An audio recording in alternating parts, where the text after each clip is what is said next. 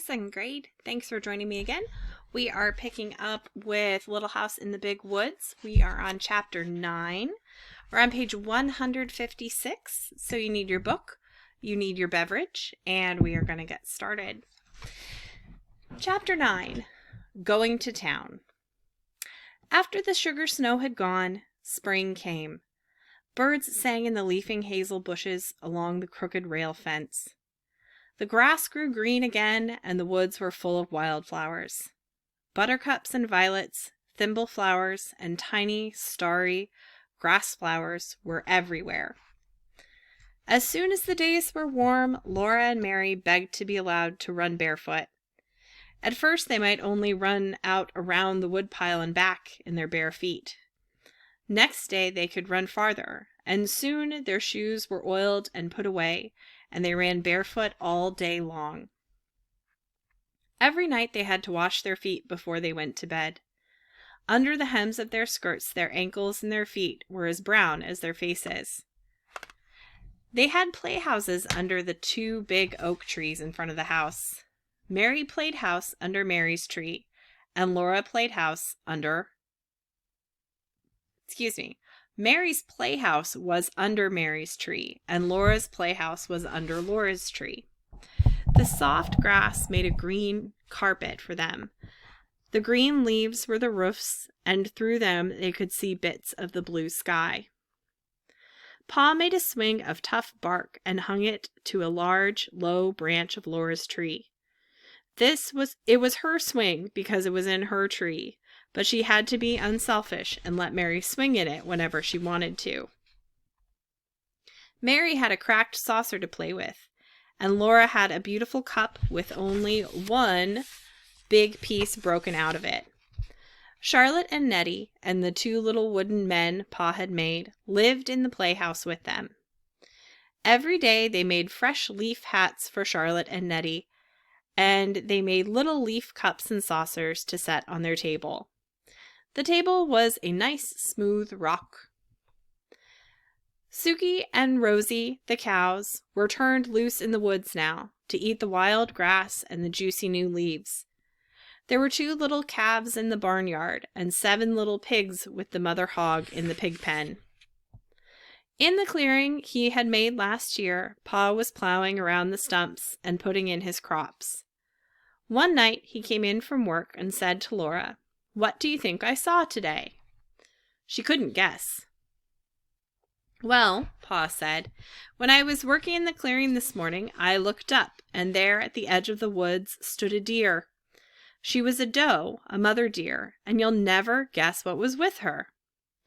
"A baby deer," Laura and Mary guessed together, clasping their hands. "Yes," Pa said. "Her fawn was with her. It was a pretty little thing, the softest fawn color, with big dark eyes. It had the tiniest feet, not much bigger than my thumb, and it had slender little legs and the softest muzzle. It stood there and looked at me with its large, soft eyes, wondering what I was. It was not afraid at all." "You wouldn't shoot a little baby deer, would you, Pa?" Laura said. "No, never," he answered. "Nor its ma, nor its pa. No more hunting now, till all the little wild animals have grown up. We'll just have to do without fresh meat till fall." Pa said that as soon as he had the crops in, they would all go to town. Laura and Mary could go too. They were old enough now. They were very much excited, and the next day they tried to play going to town. They could not do it very well because they were not quite sure what a town was like. They knew there was a store in town, but they had never seen a store. Nearly every day after that, Charlotte and Nettie would ask if they could go to town, but Laura and Mary always said, "No, dear, you can't go this year. Perhaps next year, if you are good, then you can go." Then one night, Pa said, "We'll go to town tomorrow." That night, though it was the middle of the week, Ma bathed Laura and Mary all over, and she put up their hair. She divided their long hair into wisps, combing each wisp with a wet comb, and wound it tightly in a bit of rag. There were knobbly little bumps all over their heads, whichever way they turned on their pillows. In the morning, their hair would be curly. They were so excited that they did not go to sleep at once. Ma was not sitting with her mending basket as usual. She was busy getting everything ready for a quick breakfast and laying out the best stockings and petticoats and dresses, and Pa's good shirt, and her own dark brown calico with the little purple flowers on it. The days were longer now. In the morning, Ma blew out the lamp before they finished breakfast. It was a beautiful, clear spring morning. Ma hurried Laura and Mary with their breakfast, and she washed the dishes quickly. They put on their stockings and shoes while she made the beds. Then she helped them put on their best dresses, Mary's china blue calico and Laura's dark red calico. Mary buttoned Laura up the back, and then Ma buttoned Mary. Ma took the rags off their hair and combed it into long, round curls that hung down over their shoulders. She combed so fast that the snarls hurt dreadfully. Mary's hair was beautifully golden, but Laura's was only a dirt-colored brown. When their curls were done, Ma tied their sunbonnets under their chins. She fastened her collar with the gold pin, and she was putting on her hat when Pa drove up to the gate. He had curried the horses till they shone. He had swept the wagon box clean and laid a clean blanket on the wagon seat. Ma, with baby Carrie in her arms, sat up on the wagon seat with Pa, and Laura and Mary sat on the boards fastened across the wagon box behind the seat. They were happy as they drove through the springtime woods. Carrie laughed and bounced, Ma was smiling, and Pa whistled while he drove the horses. The sun was bright and warm on the roads. Sweet, cool smells came out of the leafy woods. Rabbits stood up in the road ahead, their little front paws dangling down and their noses sniffing, and the sun shone through their tall, twitching ears. Then they bounced away with a flash of little white tail. Twice Laura and Mary saw deer looking at them with their large, dark eyes from the shadows among the trees. It was 7 miles to town. The town was named Pepin, and it was on the shore of Lake Pepin. After a long time, Laura began to see glimpses of blue water between the trees.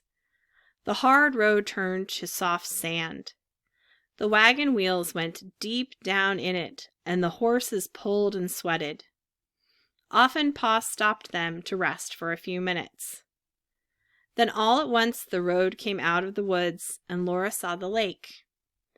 It was as blue as the sky, and it went to the edge of the world. As far as she could see, there was nothing but flat blue water. Very far away, the sky and the water met, and there was a darker blue line. The sky was large overhead. Laura had never known that the sky was so big. There was so much open space all around her that she felt small and frightened, and glad that Pa and Ma were there. Suddenly the sunshine was hot. The sun was almost overhead in the large empty sky, and the cool woods stood back from the edge of the lake. Even the big woods seemed smaller under so much sky. Pa stopped the horses and turned around on the wagon seat. He pointed ahead with his whip. "There you are, Laura and Mary," he said. "There's the town of Pepin." Laura stood up on the board, and Pa held her safe by the arm, so she could see to the town. When she saw it, she could hardly breathe. She knew how Yankee Doodle felt when he could not see the town because there were so many houses. Right on the edge of the lake, there was one great big building. That was the store, Pa told her. It was not made of logs. It was made of wide gray boards running up and down. The sand spread all around it. Behind the store, there was a clearing, larger than Pa's clearing in the woods at home. Standing among the stumps, there were more houses than Laura could count. They were not made of logs either. They were made of boards, like the store. Laura had never imagined so many houses, and they were so close together. Of course, they were much smaller than the store. One of them was made of new boards that had not had time to get gray. It was the yellow color of newly cut wood. People were living in all these houses. Smoke rose up from their chimneys. Though it was not Monday, some women had spread out a washing on the bushes and stumps by her house. Several girls and boys were playing in the sunshine, in the open space between the store and the houses. They were jumping from one stump to the next stump and shouting. "Well, that's Pepin," Pa said. Laura just nodded her head. She looked and could not say a word. After a while she sat down again, and the horses went on. They left the wagon on the shore of the lake.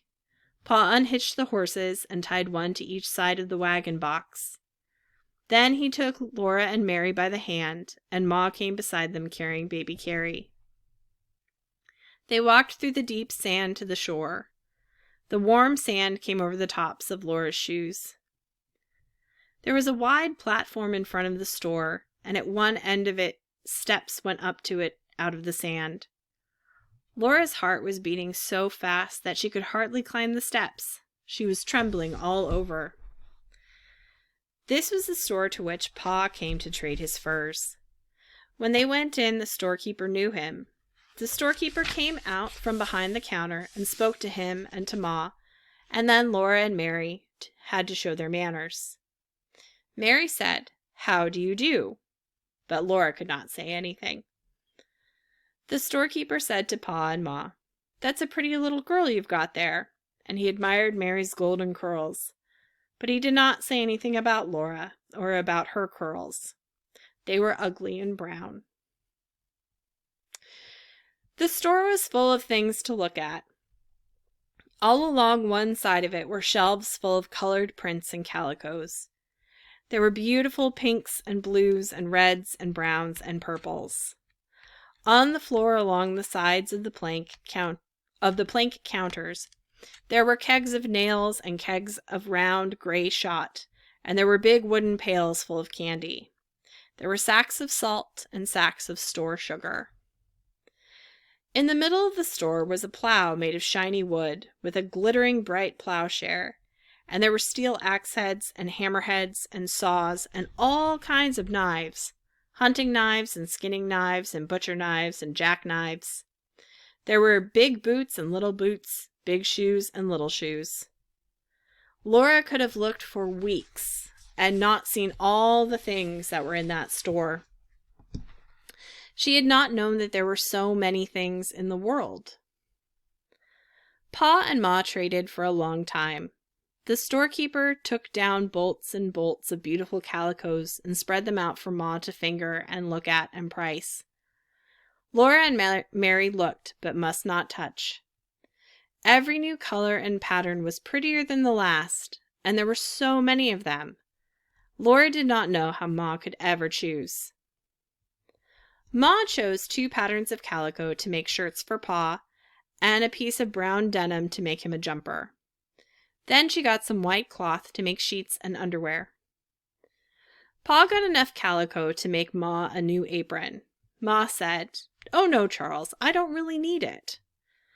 But Pa laughed and said she must pick it out or he would get her the turkey red piece with the big yellow pattern. Ma smiled and flushed pink, and she picked out a pattern of rosebuds and leaves on a soft fawn-colored ground. Then Pa got for himself a pair of galosses and some tobacco to smoke in his pipe. And Ma got a pound of tea and a little paper packet of store sugar to have in the house when company came. It was a pale brown sugar, not dark brown like the maple sugar Ma used for every day. When all the trading was done, the storekeeper gave Mary and Laura each a piece of candy. They were so astonished and so pleased that they just stood looking at their candies. Then Mary remembered and said, "Thank you." Laura could not speak. Everyone was waiting, and she could not make a sound. Ma had to ask her, "What do you say, Laura?" Then Laura opened her mouth and gulped and whispered, "Thank you." After that, they went out of the store. Both pieces of candy were white and flat and thin and heart-shaped. There was printing on them in red letters. Ma read it for them. Mary's said, "Roses are red, violets are blue. Sugar is sweet, and so are you." Laura's said only, "Sweets to the sweet." The pieces of candy were exactly the same size. Laura's printing was larger than Mary's. They all went back through the sand to the wagon on the lake shore. Pa fed the horses, on the bottom of the wagon box, some oats he had brought for their dinner. Ma opened the picnic box. They all sat on the warm sand near the wagon and ate bread and butter and cheese, hard-boiled eggs and cookies. The waves of Lake Pepin curled up on the shore at their feet and slid back with the smallest hissing sound. After dinner, Pa went back to the store to talk a while with other men. Ma sat holding Carrie quietly until she went to sleep. But Laura and Mary ran along the lake shore, picking up pretty pebbles that had been rolled back and forth by the waves until they were polished smooth. There were no pebbles like that in the big woods. When she found a pretty one, Laura put it in her pocket, and there were so many, each prettier than the last, that she filled her pocket full. Then Pa called, and they ran back to the wagon, for the horses were hitched up, and it was time to go home. Laura was so happy when she ran through the sand to Pa with all those beautiful pebbles in her pocket. But when Pa picked her up and tossed her into the wagon, a dreadful thing happened. The heavy pebbles tore her pocket right out of her dress. The pocket fell, and the pebbles rolled all over the bottom of the wagon box. Laura cried because she had torn her best dress. Ma gave Carrie to Pa and came quickly to look at the torn place. Then she said it was all right. "Stop crying, Laura," she said. "I can fix it." She showed Laura that the pocket was not torn at all. She showed Laura that the dress was not torn at all, nor the pocket. The pocket was a little bag sewn into the seam of the dress skirt and hanging under it. Only the seams had ripped. Ma could sew the pocket in again, as good as new. "Pick up the pretty pebbles, Laura," Ma said. "And another time, don't be so greedy." So Laura gathered up the pebbles, put them in the pocket, and carried the pocket in her lap. She did not mind very much when Pa laughed at her for being such a greedy little girl that she took more than she could carry away. Nothing like that ever happened to Mary. Mary was a good little girl who always kept her dress clean and neat and minded her manners. Mary had lovely golden curls, and her candy heart had a poem on it. Mary looked very good and sweet, unrumpled and clean, sitting on the board beside Laura. Laura did not think it was fair. But it had been a wonderful day, the most wonderful day in her whole life. She thought about the beautiful lake and the town she had seen, and the big store full of so many things. She held the pebbles carefully in her lap, and her candy heart wrapped carefully in her handkerchief until she got home and could put it away to keep always. It was too pretty to eat. The wagon jolted along on the homeward road toward the big woods. The sun set and the woods grew darker, but before the last of the twilight was gone, the moon rose, and they were safe because Pa had his gun. The soft moonlight came down through the treetops and made patches of light and shade on the road ahead. The horses' hoofs made a cheerful clippity-clop. Laura and Mary did not say anything because they were very tired, and Ma sat silently holding baby Carrie sleeping in her arms. But Pa sang softly, "Mid pleasures and palaces, though we may roam, be it ever so humble, there's no place like home." That's the end of chapter 9. I hope you guys enjoyed, and join me here again tomorrow for more reading. Bye, guys.